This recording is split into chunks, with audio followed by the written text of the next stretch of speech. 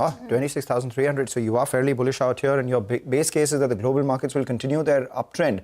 On the Indian market itself, what is it that you think will lead this rally? We have, the Nifty Bank. I'm not sure whether you looked at the chart out there. Reliance and the IT pack. What's your call on all of these?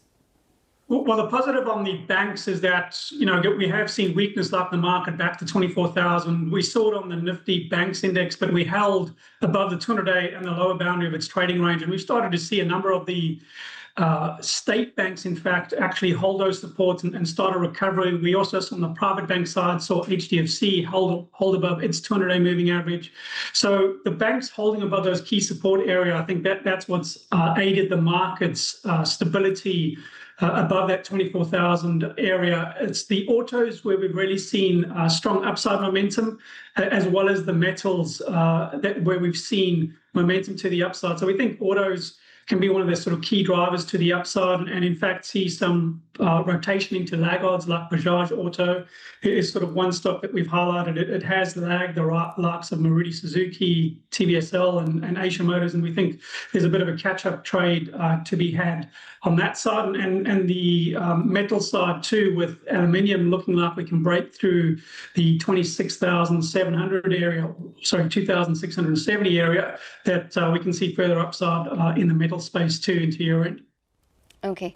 Lawrence, just going back to your Nifty target of 26,300, when do you expect to achieve that by? What's your timeline for it? So we're hoping that we get there by the end of this year with the positive seasonals into the first quarter of 2026. And what? So like I said earlier, I think the autos and the metals in particular are two key sectors where we have strong momentum coming through. And the other key point is that we've seen the bank sector stabilize here.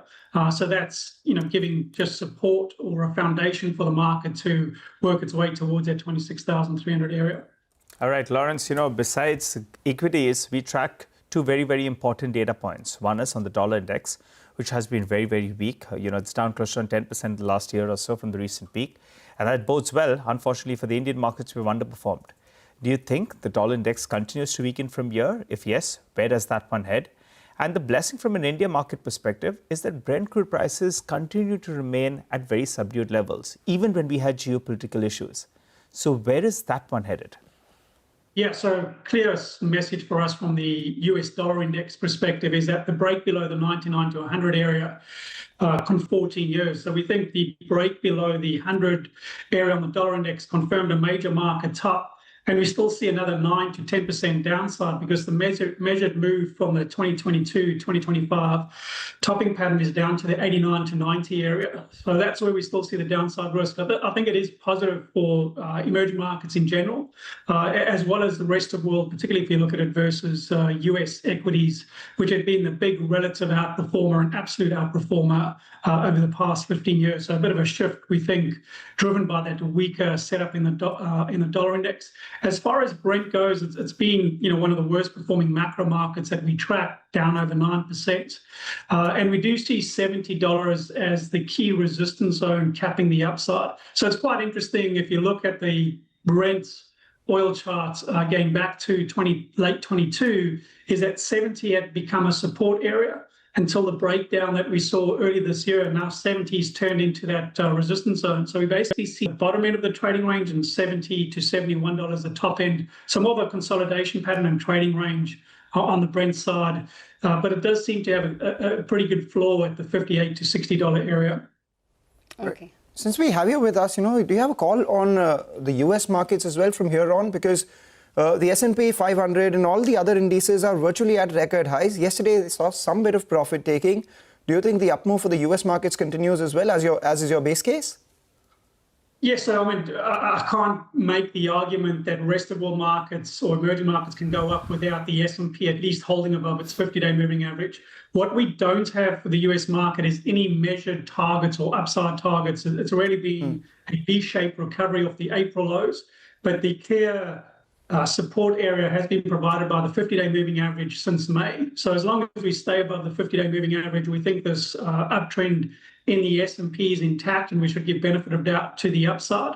But like I said earlier, it doesn't give us new measured targets on the upside. Okay. Lawrence, before we let you go, you gave us it around 37,000. Is that still intact? Yeah, absolutely. We're still the bullish setup on the longer term side is still very much intact. And yeah, what we've been frustrated in this sort of trading range, and even if we get to 26,300, that's essentially a test of last year's highs. This price action that we've seen through 2025 on the longer term chart is probably going to be looking at a holding pattern or consolidation pattern within that longer term uptrend. The positive is, once we ultimately break through that 26,300, yeah, we're still looking at that 37 to 40,000 on the longer term bull market scenario for the local market. Yep. Define that timeline. As soon as that. But we basically looked at the structural bull markets in India lasting roughly a decade. So obviously taking the COVID lows at 37 to 40,000 is an end of this decade. So we're talking about 2029 to 2030 as the time horizon. All right. So on the Nifty, 26,300 could be the target. On gold, what's the target? Just to revise what we've just spoken about. Yeah, so our target range is 4,000 to 4,100, and we think we're in this blow-off move. So there's the likelihood of getting to the upper boundary of that range being 4,100. Okay, and silver, we have seen $50, 1980, 2001, and 2025. This time around, if it breaks that $50 mark, where is it headed? That setup doesn't give me a new measure target, but in silver below 50, we'll again expect new all-time highs for both metals. Okay, all right, Lawrence, it's always good hearing your thoughts. You're still sounding quite optimistic about the prospects of the Indian market. And what bodes well for us is that you continue to see weakness on crude as well as on the dollar index. Thanks a lot for joining in. Wishing you a good day ahead. And we chat up with you rather soon. Well, we're talking a lot about gold, right? And one company that came out with a good operational update is Titan. Manglam, we have discussed this in the past, right? Valuations aside, on that sort of a base when you grow, the street likes it. And you hit the nail on the head earlier this morning. Yep, the street likes Titanized space. So long as everyone in the organized space continues to gain market share, Titan stands to benefit out there as well. Surging gold prices have driven substantial ticket size increase. That's what's reflected in a near 19% growth. But, the decline in buyers has been marginal. So that's a positive. Apart from that, remember the second quarter last year had a high base as well because we had just come out of that customs duty cut. So there was some pre-buying out there. But this year that was offset by a earlier festive season. So all these factors working for Titan. The key internals out there, studded jewelry, that grew a lot better than plain gold jewelry, obviously because plain gold jewelry, they played the investment theme out there. But apart from jewelry, which is nearly 90-95% of their revenues and entirely their profits, the important part is other categories did not underperform either. We had watches that grew about 12%, eye care grew by about 9%, Carrot Lane itself grew by 30%, and the international business, the company has been betting on, going global from here on as well. US, the business doubled, the international business grew by 86%, and all their other emerging businesses as well. Barring Tenera, which is their ethnic wear business, the women's bags up 90%, fragrances up 48%. That led to a 37% jump in their emerging businesses. These account for smaller parts of their overall pie. So the bigger part is growing well, while the others are also doing their part. And that reflects in the kind of stock price up move that we're seeing on Titan. But we do have Ria joining in on Anant Raj. That's a stock which is lower in an otherwise bubbly market. Ria. Well, yes, Mangalam, Anant Raj is lower by over 3% today in trade, and sources have said that the company has launched its QIP worth around 1,100 crores. Now, the floor price has been set at around rupees 695 per share, and the indicative issue price is 662 per share, is seen at 4.62% for this issue. And as I said, the stock is lower by around 3% today. Okay, all right, Ria. Thanks very much for that. So that stock, Anant Raj, is down around 3% odd. Well, for the markets, it's a little quiet, you'd have to say, in terms of the start. The Nifty is just about higher by around 0.2% at this point. We have the mid-cap index, which is absolutely flat. But let's shift focus now to the railway sector. The cabinet, in fact, has gone ahead and greenlit 4 major railway projects worth around 24,634 crores. The approved projects are aimed at enhancing capacity and connectivity across Maharashtra, Madhya Pradesh, Gujarat and Chhattisgarh. Additionally, the briefs for India's infrastructure and capex needs. Will capex, in fact, take a backseat, or can both go hand in hand, aiding the India growth story? To take this discussion forward, we have with us Nalan Gupta, who is the Managing Director at J. Kumar Infra Projects, and Umesh Chaudhary, who is the Vice Chairman and MD at Titagarh Rail System. Gentlemen, thank you very much for joining in. Mr. Chaudhary, I'm going to kick off the conversation with you, and these projects worth around 24,600 crores, which has got the cabinet nod. Just tell us, it's across 4 states. How does it filter down? What is the process henceforth? When would bidding start, execution begin? And what would it mean in terms of an opportunity for a company such as yours? Good morning. Always a pleasure being with you. So, the project that has been sanctioned is under the Prime Minister Gati Shakti program, which effectively aims at debottlenecking the existing infrastructure. So, if you really look at the overall railway network in the country, there are patches within the network which actually become the bottleneck and are impacting the overall growth of the railway and kind of hindering the achievement target of 3 billion tons of freight movement and enhancing the passenger movement of the railways. So all these kind of infrastructure projects, like the one that has been sanctioned by the Union Cabinet, is going towards making sure that those bottlenecks are completely removed. And the effect of this is not going to be only for this patch, but it is going to be an overall increase in the capacity of both freight and passenger loading for the railways.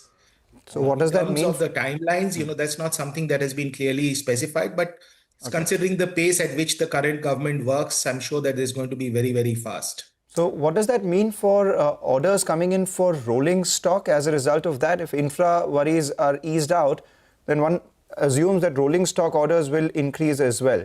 In your case, from the government, from private entities, what's the likelihood here? Absolutely. You see, if you really kind of break this down, the infrastructure that gets created, the track that gets laid down is like creating capacity purchased by private sector or by the railways. The effect is that it does generate business for companies like us. Okay. All right. Good morning, gentlemen, and good to see you in. Mr. Chaudhary, just comment on this then. For this year, what kind of wagon production are you looking at? The first 4 months, if I got it correctly, you did around 2,460 wagons approximately. And I think for the year, you were gunning for around 9,200 wagons. Is that target on? That means that you'll have to do close to 950 to 980 wagons for the remainder of this year on a monthly basis. So as far as our capacity is concerned, we've already we've got a capacity to do 1,000 wagons a month. So capacity is not a challenge for us. The first 4 months of this financial year, the wheel sets, as we have discussed in the past, also was a problem. The sole supplier of wheel sets, which is Rail Wheel Factory Bangalore, had some production issues. That has gotten normalized from the month of August onwards. Be able to achieve similar to the numbers that we produced last year should not be a problem, around 9,500 wagons for the entire year. Our own wheel plant is also coming into production. The joint venture that we have with Ramakrishna Forging is also coming into production between January and March of 2026. So that is going to take care of this problem, that perennial problem of wheel sets that keep on coming back in some form or the other. We feel that is going to be a permanent resolution to that. Okay. Well, Mr. Gupta, just getting you into this conversation, you're in the entire Mumbai infra upgrade scenario. So just give us a sense in terms of the projects, the metro projects. What is on-ground tendering like in terms of activity at this point? And how active is it in terms of bidding and execution? Well, so I would say good morning, everyone, firstly. And I think the infrastructure work that we can see all around has been magnificent. And the metro projects are on well within the time frame. And every year there is a set kilometer requirement that has been set by the Chief Minister, which has to be completed every year. And that's how we can see every time the trial runs going on. And there are new tenders which are very soon, which shall be published, and that would be Metro Line 10, which is from Gaimukh to Dahisar, and Metro Line 13. So these projects of metro are very soon, which are going to be published because they are in advanced stage, and that would connect the entire, I would say, a circle all around the Mumbai. which is because we have Metro Line 4, we have Metro Line 9 and 7. So this would be a connectivity between Metro Line 4 and 9. I'm particularly happy, Mr. Gupta, that Metro Line 3 is opening today after many years of conversations that we've had with you on our channel. Hopefully the infrastructure woes of Mumbai get, eased a little with the Metro Line 3 opening. But speaking about metros itself and the layout that the government has on rail infra, do you believe that you will participate in tenders outside of that as well? Maybe not in and around Mumbai, but Maharashtra and some of the national projects? Well, so I think you would appreciate that, J. Kumar, we are already operational in 7 states, and we are doing Bombay, Pune, Surat, we are doing Delhi, we are doing Bangalore. So Maharashtra is not only a state where we focus. As far as metro is concerned, we are open to bidding in all the states. And so, of course, we'll be very keen in, bagging orders all across the country as and when the opportunity comes. Okay. All right. Mr. Chaudhary, coming across to you then, if you could help us out with the passenger rail system, what is the targets out there? I think in the coming years, you're looking at ramping it up. If I got it correctly, last year, the delivery was close to around 12 coaches. You could correct me on that number. This year, you're looking at it going up phenomenally, I think 120. So give us the path on the PRS side of your business.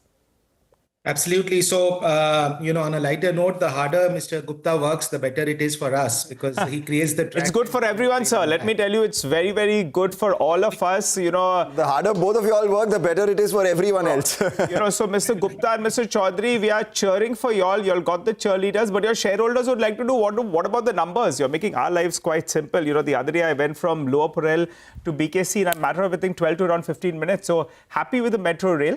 But Mr. Chaudhary, you wanted to give us those numbers. Please go ahead. So you were absolutely right. Last year we did about just 12 wagons, 12 coaches, metro coaches, which were primarily supplied to Pune. This year we are targeting around 120 cars, ramping up to 240 the next year, and so on. So the growth trajectory that we have for the coaches is quite substantial. We should be able to get to 300 coaches of metro coaches alone by 2028. And then further, depending upon the market, expand it further. Our overall capacity, which we are planning for the metro coaches, is even larger than that. Okay. In terms of the projects executed, we did the Pune Metro, of course, the Bangalore, the Patna Metro, which was inaugurated day before yesterday, was with our train. We are going to deliver the Ahmedabad Metro this year. The Surat Metro will be this financial year. And of course, Mumbai Line 6 is what we've already got. So there are a number of projects that on the metro side we are doing. And then there is the Vande Bharat. So we already have the order for 80 Vande Bharat trains. That's 1,280 cars. And that will start delivery in FY27 and then ramp up. So there also we will have a capacity of doing up to 350 cars a year. So Mr. Chaudhary, something where our total capacity was, or total production was 12 cars, including Vande Bharat and Metro in FY25. We are looking at ramping it up to close to 700 cars or 650, 700 cars in 28-29. So it's actually a big part of our growth story. Sure. Mr. Chaudhary, so then, just narrowing down on that fact that, or on that assumption or that fear that maybe the government is probably going to slow down a little bit on capex because of their focus on consumption, that won't hold true considering the kind of capex and the kind of execution pace that you all are seeing, or is there any kind of fear that one has when it comes to this? No, I don't think so. I believe that both have to coexist because, the infrastructure, this government has been very, very clear on its policy. Prime Minister Modi, right? I was just reading that he spent 24 years now in public service and public life as a chief minister and a prime minister. So all through the journey of 24 years, I think his focus has been on the infrastructure, and that's never taken a backseat. So, in a country like India, which has so much of diversity, the masses is important, but infrastructure can never take a backseat. Okay. All right. Mr. Chaudhary, coming back to you. Mr. Gupta, I think for this year, you were guiding for revenue of around 6,500, 6,600 with mid-teens margins. Do you stick to that and also help us out with the order inflow? Well, so I would say there is the top line that we have targeted of 6,500 to 6,600 is well on track. And we should be surely able to achieve this with the bottom lines of 14 to 15% EBITDA margin because that comes with the existing orders. So we are very much confident, and we are till Q2, we have been doing in line with the target that we have set for our company. So I would say absolutely there is no worries to think about the achievement of it. We have surely achieved that. And for the order book inflow, there has not been a new order inflow as of now for this year because I think the type of margins that we look at and the type of projects that we are looking at. But in this coming 6 months, we should be surely able to bag orders worth around 5 to 6,000 crores, which we are about to bid. And there are certain projects that we have already bidded as well. So we are this year, nothing has come by in the first half, but you are confident of 6,500 crore revenue with mid-teen margins. Mr. Chaudhary, back to you as well. What has been the order inflow in the second quarter so far? What is the order book that you stand at? And what is expected in the second half of this year from both PRS as well as rolling stock coming in from, freight? Sure. So we've in the last few months, we've got the Mumbai Line 6. We've got some other orders, both private sector and some railway wagon orders as well.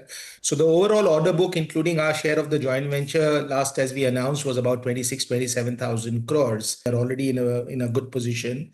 So we would of course announce about them once they materialize. But we see the pipeline quite healthy. Of course, we are waiting for the big wagon tender that should come out hopefully in the next 2-3 quarters. We do have orders for the next about 4-5 quarters for the wagon. For the passenger rail system, of course, we have order book visibility even for the next 3-4 years. And what's the size of the wagon order which is likely in the next 2-3 quarters that you're saying? And how much are you likely to win from that? The tender should come out in the next 2 to 3 quarters, as we understand that. What is the quantum, sir? What is the size of it? And normally, what is your hit ratio? We do not know the size of it because these things are going to get clear only at the time of the tender, etc. But normally, our market share has been between 20 to 23%. So we expect to maintain around the same market share. Okay. All right, Mr. Chaudhary as well as Mr. Gupta. Thanks very much for joining in and speaking with us. So no slowdown in terms of any kind of order inflow from the government when it comes to capex and consumption pretty much going hand in hand in terms of a theme right now. We'll take a short break, but after the break, we're going to shift focus to the ongoing tensions at the Tata Group. Stay tuned.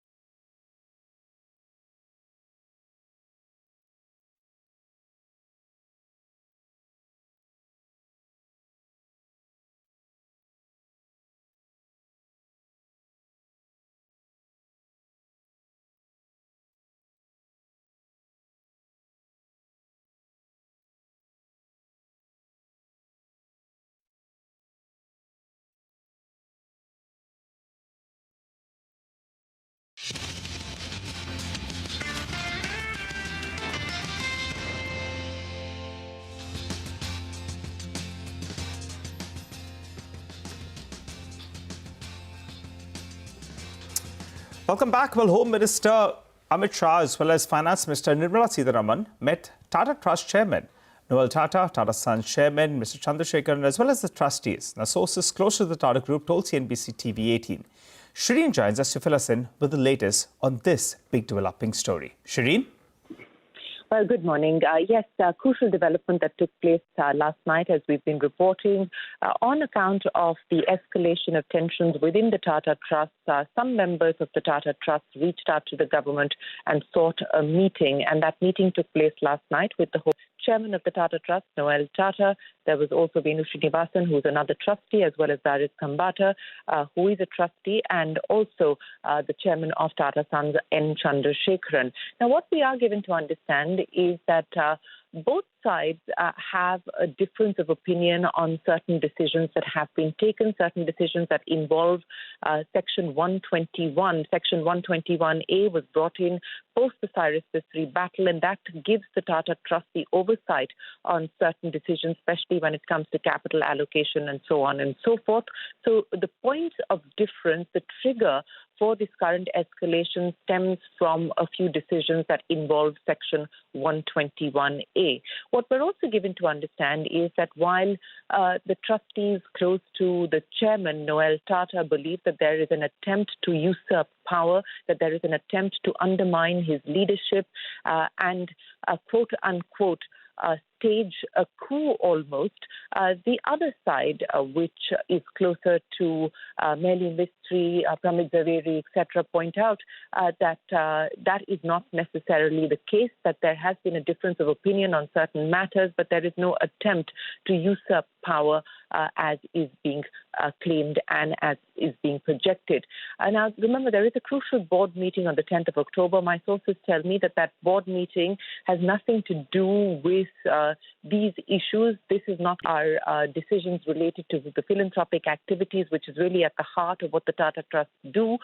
So it will involve about 1,500 crore rupees of what the philanthropic arm of the Tata Trust will put their money to work towards. So that is what is slated and scheduled to be taken up as far as the October 10th board meeting is concerned. So if there was any expectation that that board meeting on the 10th of October could lead to any kind of a decision on this current escalation, that is not the case, is what I'm given to understand. So this is a developing story, but my sense is that post that meeting with the government yesterday, attempts will be made to try and de-escalate, attempts will be made for both sides to try and reach out and have a conversation and a dialogue around the points of difference. For that, thank you for bringing us up to speed with the developments out there. Like you said, it's a developing story, and everyone will hope that both sides do indeed de-escalate. To take this conversation further, we do have with us Sriram Subramanian, who's the founder and managing director at InGovern, Hetal Dalal, who's the president and COO at IIAS, and Gopal Jain, who's a senior lawyer at the Supreme Court, joining in as well. Hetal, coming to you first, from a shareholder standpoint, how important is this de-escalation, and what do you think would be the best course of action from here on, from purely a shareholder's perspective? What would be a good outcome as per you? So good morning, everyone, and thank you for having me on the show. A quick disclosure, Tata Investment Corporation is one of IIS's shareholders. I think the issue really is, from a shareholder perspective at this stage, there is limited impact, right? The whole issue seems to be at the level of the trust. It's not as much impacted Tata Sons yet, except for that whole board nomination seat, which is currently board nominee seat, which is currently vacant. But this entire issue seems to be at the trust level. I think there needs to be some kind of a governing structure which they put in place, which allows them. In the past also, when Ratan Tata came in, also there were these leadership challenges. Noel Tata has come in. There is again a new leadership challenge, whether we agree to it or not. There is a certain sort of unrest in the trust group, and that cannot bode well. They need to have a solution to it. They've met the government, the Home Minister and the Finance Minister yesterday, according to sort of reports, and I suspect that there will be some kind of de-escalation. But my sense is that these sort of periodic outbursts of concerns over governance at the unlisted company end, first at some years ago it was at Tata Sons, and now we're seeing it at the trust level, doesn't bode well for the group and the brand. I think the Tata Group has a significant, the Tata brand does carry a lot of trust as far as its stakeholders are concerned. And some of these things I think are best nipped in the bud rather than having these escalate. So I think they've got to put a governance structure around it. Okay, well, let's just take that point forward. Gopal, if you could just come into this conversation, because the meeting with the high-level government officials have taken place. So based on that, what do you think could possibly be an outcome to repair or to smoothen out the rift? I think the fact that as sources report there was a high-level meeting shows the attempt is to resolve and nip in the bud and not let things escalate. So I think the key thing at the moment is dialogue, discussion, and perhaps intervention which will smoothen ruffled feathers, because it's far too important, the house of Tata, as it also stands for India. And literally, if I can use the word trust, Tata Trust, known for governance, sort of pride of place as far, should be to find via media a meeting point so that things don't escalate any further. I think that should be the first thing. Cooling embers is what is required at the moment. Okay. Is there any sort of legal route which this might take, Gopal? I think that's too premature at the moment. So when there are conversations which are happening and some kind of intervention, I think best is to see where that leads to rather than jump the gun. All right. Good morning, lady, as well as gentlemen. Thanks a lot for joining in. Mr. Subramaniam, let me get you into the conversation then. What do you think, could be a logical solution that comes out of this? From a shareholder's perspective, it makes shareholders very, very nervous. Though it may not have a big impact, but you want things to be stable at the top. So your comment on it. Firstly, I don't think it will have a longer-term impact on the shareholders of the operating entities. As of now, there is no sign that they need to be worried or they need to be nervous at all. Secondly, the operating structure between the Tata Trust, there is an understanding. This was tested at the time Cyrus Mistry was removed. Subsequently, the operating structure was questioned. So I think there is already a template in place between the Tata Trust and the Tata Sons. There is the nominations of 2 directors that Tata Trust will sort of have on the Tata Sons. The others will be independent directors and executive directors. All these are already put in the arrangement between Tata Trust and Tata Sons. So it is quite sort of this one that the moment Noel Tata has stepped in, the other directors at Tata, the trustees at Tata Trust should sort of do what is known, what you term as a coup. I wouldn't go to that extent of calling it a coup. I think there will be disagreements over whether the minutes should be ratified by them, whether they should be involved in key decisions, etc. All these are already, I think, would be there in the articles, would be there in the this one between the Trust and Tata Sons. Whether it is only related to decisions taken at Tata Trust or whether it impacts even Tata Sons, etc., needs to be seen. But I think all these are in paper already laid out. All right, they're all in paper already. So let's pose this question to both Hetal as well as Gopal. Now, Hetal, coming to you first. While everyone hopes for de-escalation, everyone believes that maybe whatever happens will be in the best interest of shareholders right now. What are the risks and no real, resolution here? What is the other one, if you could tell us from a shareholder standpoint? And Mr. Jain, from a legal standpoint, what are the extremities here from a risk standpoint? Hetal, go first. Okay. So, look, I think currently the issues at the trust level, if it starts impacting Tata Sons, I think that's where maybe there's a certain degree of worry.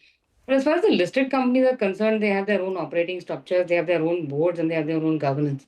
So as long as you have, Chandra at the leadership and at the helm of Tata Sons, who is the representative in most of the larger Tata Group companies, I think from a shareholder perspective, you would still be fine. I think the risk that at a very extreme level you would hopefully not is that the government actually begins to intervene, and I think that is completely avoidable. If you looked at the 1956 Companies Act, at some point in time they had a regulation or a law which said that if you're a trust which owns equity in a company, then it's the public trustee or the Government of India body which is going to vote your shares. And I think while that was repealed in 2000, that's a very, very extreme version of what can really happen, and it's completely avoidable. So I think it's best that they sort it out within themselves, and more importantly, put a mechanism in place to avoid these issues cropping up periodically going forward. Okay. Well, I just wanted to just get that point across to Sriram about this possible governance risk that has come up. Do you think that it's probably going to delay decisions at the top and maybe impact functioning?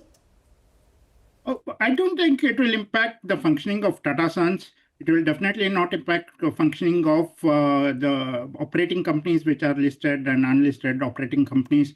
Probably to some extent, the decisions at Tata Trust could take a while to sort of be taken, especially if there are decisions of strategic nature, of utilization of capital, etc., of any directors which are up for reappointment, etc. So one of the contentious issues, at least reported in media, seems to be appointment of directors on the board of Tata Sons itself, whether that should be just within the control of the NRC of Tata Sons or whether it should be also ratified by Tata Trust. So all these, I think there are already templates in place. I would think they just need to amicably discuss why there is a need for change, if at all some trustees are asking for change, and then resolve it. There will be differences. There will be, I would think, these are gentlemen of good stature and repute and experience. I hope they see merit and they work towards an amicable solution. Hetal, in your sense, if in case because of increased transparency? Look, there are enough listed companies where there's intra-promoter group infighting, right? So I don't know whether listing is going to solve the disagreements. I certainly hope they put a structure around it. But look, Tata Group has a lot of issues to deal with. One is this whole listing piece. They've got these IPOs coming up. There's capital allocation. There's Air India. So I think the focus, what it does for a lot of the group is just distracts its focus when all this infighting happens. And therefore, they need to sort it down so that the business actually, the entire focus of the board and the trustees is on getting the business up and running and, sort out some of these sort of larger issues. Okay. All right. Thanks a lot for joining in. Well, a quick check on the markets before we slip into that break. The Nifty, well, it's come off a little bit from the top. That 25,200 mark appears to be a bit of a resistance zone. I think in the last hour or so, there were a couple of stocks actually that did slip from the day's top. Asian Paints has come down a little bit. You had Bharti Airtel as well that was holding in the green. I think that as well has slipped a little bit in the last few minutes or so. But what's done well, I think, is SBI. That stock's got into a good rhythm. That's moving up as we speak. Slip into the break. On the other side, we have Siddharth Rai, who's waiting for us. He'll give us a technical check. Stay with us.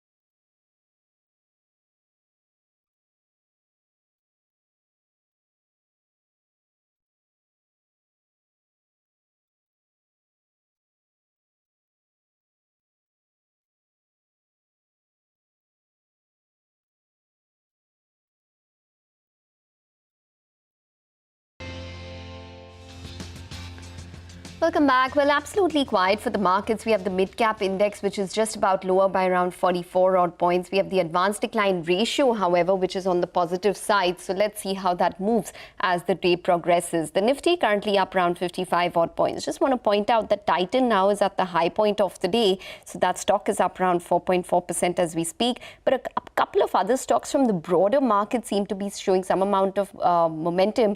Maybe Brightcom can come up for you. It's around a 15 rupee stock, but it's up 14% at this point, and a large amount of volumes which are traded on that one. And even stocks such as Mangalore Chemicals and Fertilizers is showing some amount of momentum. That stock is up around 2.5%. But let's get Siddharth Rai Mangala, who's a senior research analyst at Stockbox Technologies, for a technical check. Siddharth, hi, welcome to the show. What are you tracking in terms of the key indices?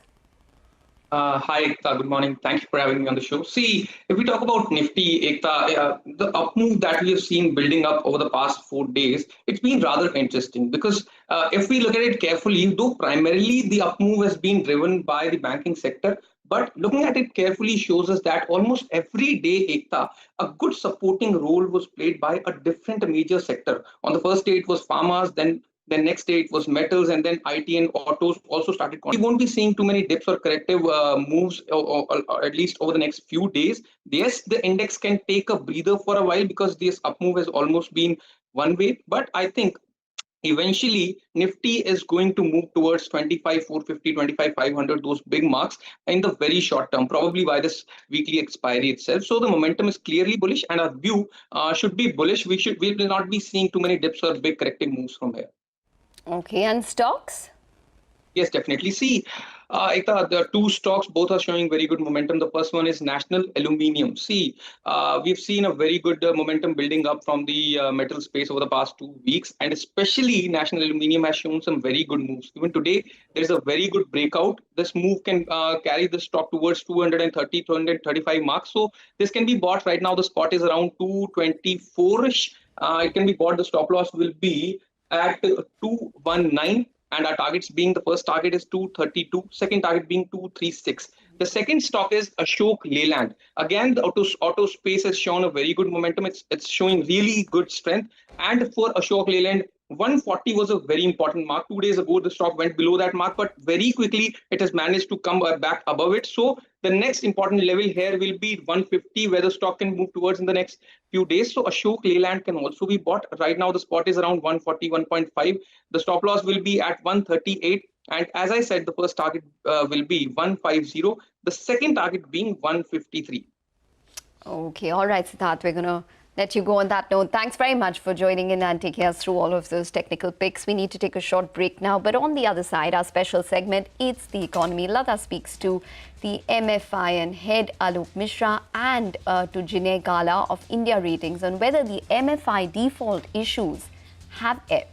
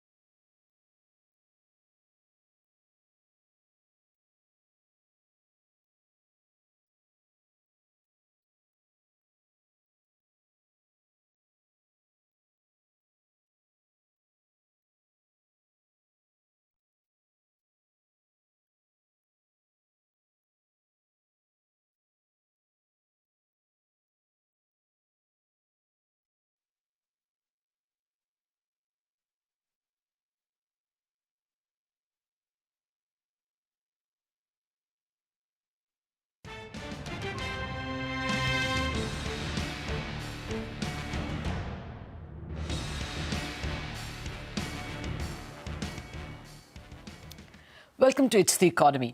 FY25 was a tough year for the microfinance industry. To keep for bad loans went up to 6.9% from 2.3% in the previous year, FY24, with the microfinance SRO, MFIN, implementing new guardrails like don't give more than 3 loans per borrower, cap the loans at 2 lakh rupees, outstanding loans per borrower, etc. The assets under management of MFIs, microfinance NBFCs, declined, as did new borrowers, number of unique borrowers.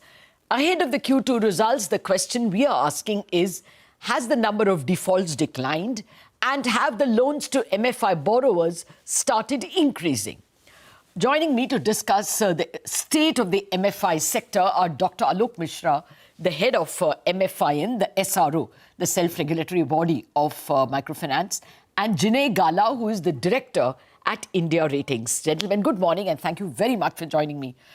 Dr. Mishra, to start with you, you sent me some very helpful data. This is indicating that the number of defaults are falling, or rather stressed loans, days past due. But the total amount of loans coming to the MFI sector is not yet increasing. Is that a fair description? Yes, absolutely. First of all, good morning to you and pleasure to be here. Yes, you have absolutely put it spot on. See, what is happening is, if I take you through the impact of the guardrails in terms of credit underwriting discipline, almost 99% improvement has happened. I can give you the figures. On credit quality, yes, credit quality has improved. If the disbursements would have picked up, it would look almost normal because of the denominator impact. And the disbursements, as you rightly said, have fallen drastically. And typically, we would expect in a quarter around 85,000 crores to 90,000 crores of disbursements, which has come down to all in the liquidity. And if this continues, even the improvements which you see in the field, that will be difficult to sustain. So the need of the hour is liquidity. And that is why we have done quite a few things. We have requested the government. I will detail you later. But your description is very apt. Okay. So you're saying that if the liquidity doesn't flow for borrowers, then there can be a problem of bad loans rising. Is that right? See, bad loans rising or not, but not going beyond this state, because we have right now, as I said to the figures, 1 to 60 is now 1 to 60 days demand past due is around 2.28%. It would be difficult to bring it further down. Okay. Because the borrowers, we will not be able to disburse, the base will not increase. Yeah. And second, the defaults may also in pockets increase, because if the borrowers in microfinance see that there is no point giving back the repayments if we are not going to get another loan, that may further increase by a few notches points. Fair point. Fair point, sir. The whole cycle will come to a stop, I would say. Yeah. Okay. So to keep the cycle, even the virtuous cycle going, fresh loans will have to be given. Yes. Jinay, let me come to you. I have both your data as well as ICRA's data. Both of you are expecting a fall in the credit cost in the current year. My question to you is, should we expect it in the quarter which results are due now? Will we start seeing the fall in credit cost now itself? Thanks, Lata, for having me. Good morning, everyone. If you look at the segment had already seen the peak credit cost and peak stress in Q3 of FY25 and Q4 of FY25. Going forward, what we are envisaging is that the stress is largely stabilizing, in the sense it's stagnating at current levels. We would have already seen the worst for the sector playing out in somewhere in Q3 and Q4 of the last year. But going forward, what we see is that still, if you look at the Q2 as a sector, is still a seasonal quarter, where if you look at where there have been a lot of festives in place, and also there has been a widespread monsoon where there has been also flooding challenges which has come up. This would have definitely impacted collections for a lot of the MFIs players. And also there has been a ground level of attrition which has also been impacting on the collection front. So definitely what we feel is that there could be some amount of inch up which could be there in the PAR numbers, but that would vary from players to players in the and have a strong sponsor at the top would still be navigating these challenges quite well. But there is a lot of concern which is still there on the mid and small size MFIs, where we feel that the debt funding is getting very slow because of the asset quality challenges. And for them, the headline numbers would still look quite higher in this current quarter, largely because if you look at a lot of them have seen their loan books shrinking to a larger extent, in the sense there have been players whose loan books have shrunk to around 40 to 50% in last 1 year. So, on optical basis also, we see the headline numbers would stand elevated. And if you collaborate that also with another challenge which comes up is that if the headline number stands elevated, that leads to some amount of challenges playing out on the debt covenants. One minute. What are elevated, or will AUM be elevated? I didn't get what exactly you're saying. Sure. So if you see the defaults would still remain, I think so. It would not plateau. It will largely plateau or stagnate at current levels, but it would vary from players to players. Where if you see the headline GNPA numbers would still remain on the higher side. But we have seen the challenges more on the disbursement front, and I think so that is the area where we have seen the disbursement is slowing down to the end borrower. And that is also collaborated to the fact that the funding and the debt funding for the sector has gone very slow. And that has been largely for mid and small size MFIs, which I was talking about. Fair point. That's actually exactly what Dr. Mishra is also saying, that we have to now ensure that more funds flow to the sector. Dr. Mishra, one of the fears raised by some agencies, including India Ratings, is that this group lending model, JLG as we call it, joint lending group model, has suffered very inadvertently because of COVID. People started paying digitally, and that broke the group meeting together and putting pressure on those who were not paying. You know, that the group feeling declined. Would you agree? And if that is the case, it will take long to build? Yeah, so I will try to answer it in a different manner. See, the JLG concept, the group concept. See, right now, the loan average ticket size in microfinance is around 45,000 rupees. You can take it 50,000 rupees. And these are unsecured loans. So the JLG concept, the group concept, has two functional things. One, which is, of course, comes from the name, which is the joint liability. That might have got weakened. I totally agree with that point, because we see in field, as the loan sizes increase and society becomes individualistic, the taking of liabilities in case of other personal default is weakening. But as a model wherein everybody comes at a central place and the loan officer meets 6 or 7 persons or 5 persons, and that reduces, it's got a lot of operational cost reduction processes involved. So on that side of liability side, yes, there are weaknesses there. The meeting attendance has also suffered because of digital collections and all that. But as an operational mechanism to bring people together, and we have operational efficiencies into the cost structure, that still continues to play a vital part.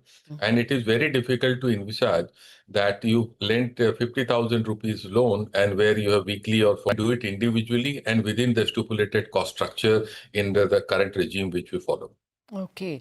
So, I mean, that is one problem. The second problem is this Karnataka bill or law, which has clearly freed microfinance borrowers from repaying unregistered entities. But that usually weakens, you know, the tendency to repay. Is that creating a problem? Do you see specific problems in Tamil Nadu and Karnataka where this, leeway was given? Yeah, in Tamil Nadu, we are not seeing any problem with the figures which we get. In Karnataka, see, this happened in the month of January. Today we are in October. From January till April, we saw a little bit of field level confusion and all that. But as we have interacted with the field officials, done awareness programs and all that, the credit cost still, if compared to other states, is elevated, but it is coming down, tapering down. So I hope the trend continues. Okay. Jinay, I know you won't take the names of specific banks, but there are a couple of banks like IndusInd, Bandhan more particularly, and a lot of small finance banks which are doing a lot of MFI lending.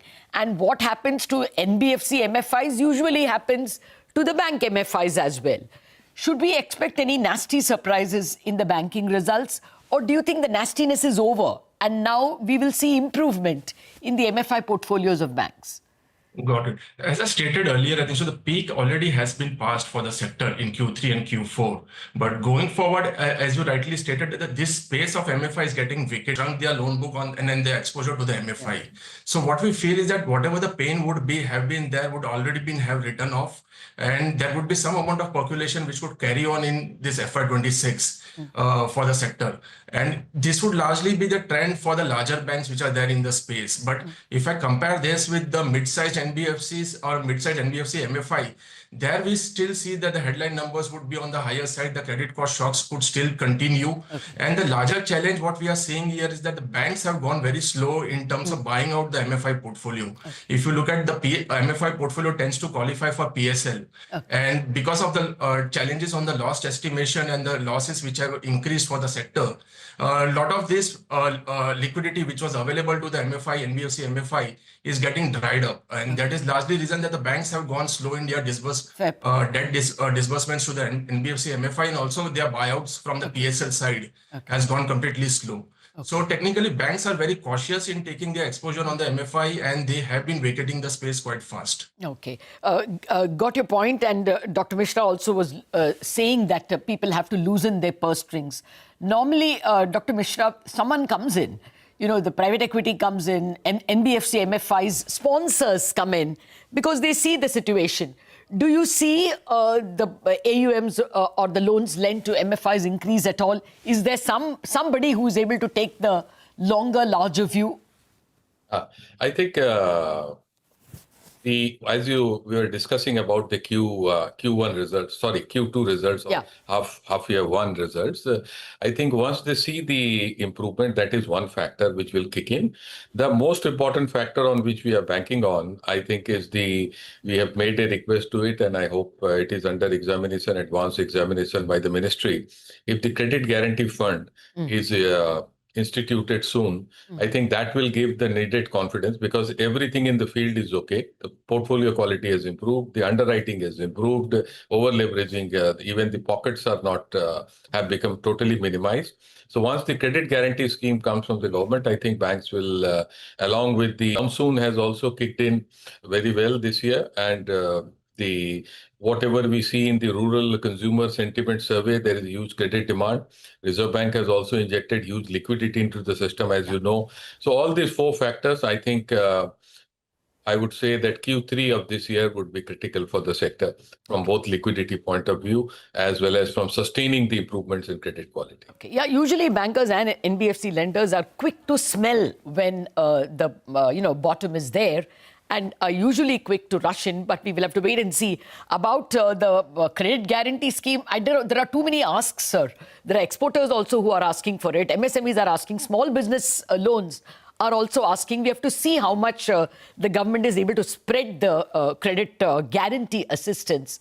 At the moment, of course, all these are asks. Thank you very much, Dr. Mishra and Jinay, for joining us in this conversation and helping us understand. The key takeaway is that the bad news is behind us. But if you want the sector to improve, then somebody will have to open their purse strings, repose faith, and lend more to the MFI borrowers. Let us see if the bank results and the NBFC results show that that courage has returned. Wrap up on Bazaar on that note. Chartbusters coming up.